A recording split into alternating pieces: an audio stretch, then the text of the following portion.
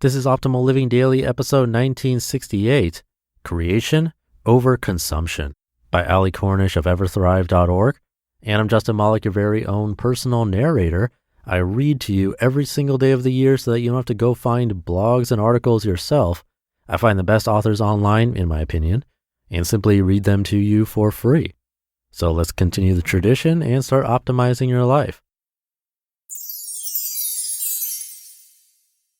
Creation Over Consumption by Cornish of Everthrive.org. Quote, life isn't about finding yourself. Life is about creating yourself. George Bernard Shaw. When I was a child, I spent my free time building forts with my brother. We foraged wood from nearby construction sites, acquired hammers and nails from the basement, and used power tools without consent. Adjacent to our dream homes, we sandwiched a small oven rack between some bricks, producing a small but effective stove where we roasted lunch meat to survive in our suburban Chicago backyard. It was 1993, and we were about 10 years old. When indoors, we drew, sculpted, painted, and cultivated various amphibious creatures in tanks scattered throughout our two-bedroom house shared with our parents and baby brother. We wrote stories, played endless games of Stratego, and were known to conduct elaborate puppet shows complete with sets, drapery, and lighting to entertain our parents during dinner. We hit puberty, and our activities no longer fully aligned. He would go off with his friends who would spend hours in the neighbor's driveway perfecting their kick flips, ollies, and riding fakie, while my best friend Julia and I played dress-up and filmed intricate scenes based on the relationship between a girl and an eccentric gypsy, complete with commercial breaks. During winter, Julia and I were also known to don full snowsuits, pack 2 Snickers bars each, and pretend to go ice fishing in the field behind our school. Our imaginations were at their peak. As we aged, our collective creativity trickled off, mine nearly extinguished by the time high school was over. Adolescence had a kind of sobering quality. Those years taught me that I would always be judged and that others' opinions mattered. At least, that was my reality. My creative impulses became more secretive, isolated, and tinged with guilt. I knew I should continue writing, drawing, dancing, and playing piano. I felt guilty that I wasn't. But I also felt the magnetism of adulthood and finding myself and real job. All these serious phases loomed over me, causing anxiety. Even though I wanted to grow up quickly and escape my teenage years, I also longed for a distraction. And for a teen in the late 90s, that distraction was the mall. I discovered the elation of buying, the excitement of Anthropologie, which I felt was a store that truly spoke to me due to its whimsical merchandising, artfully displayed clothes, and patchouli scented candles disguised as keepsake boxes. I didn't buy everything I saw. I was and have always been frugal and savings-oriented. However, visiting Old Orchard Mall on a Saturday afternoon was so much easier than facing the daily rigors of high school.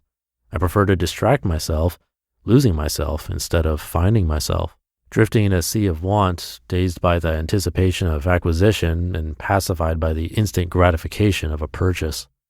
Most people find it much easier to consume rather than create. Creativity takes time, patience, and space to be inspired. Oftentimes, creativity necessitates isolation from our busy lives. None of these things come easily, as life can overwhelm us with increased responsibility. We long to revert to our childhood, a place of playful creativity, and eschew the anxieties of the present. Instead of accepting the challenge to create or cultivate some aspect of life, we often find escape in our phones. We scroll through our news feeds and live vicariously through other people's lives. We switch to Instagram, where we absorb what has been labeled digital crack by the minimalists Joshua Fields Milburn and Ryan Nicodemus in one of their earlier podcasts. Succumbing to the anxiety produced by life's challenges, we pacify ourselves with various outlets of instant gratification. We do this at work, while commuting, or waiting in line for coffee. Instead of connecting with ourselves, our tasks, and other people, we hide behind instant gratification.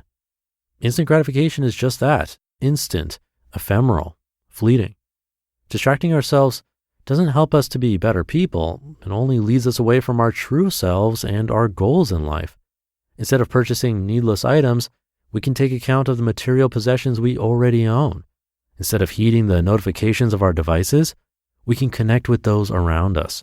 It takes some effort, but it is very possible to access the creative impulses of our childhood. When we understand the goals of creating and adding value to our lives, we will be able to focus on what will make us better people. We can find the strength to grow with each experience and moment and to contribute to the world around us. When we find value in our lives, not our possessions or our distractions, we can add value to the world. When we create or cultivate meaningfully, we thrive. You just listened to the post titled Creation Over Consumption by Ali Cornish of Everthrive.org. Thank you to Ali.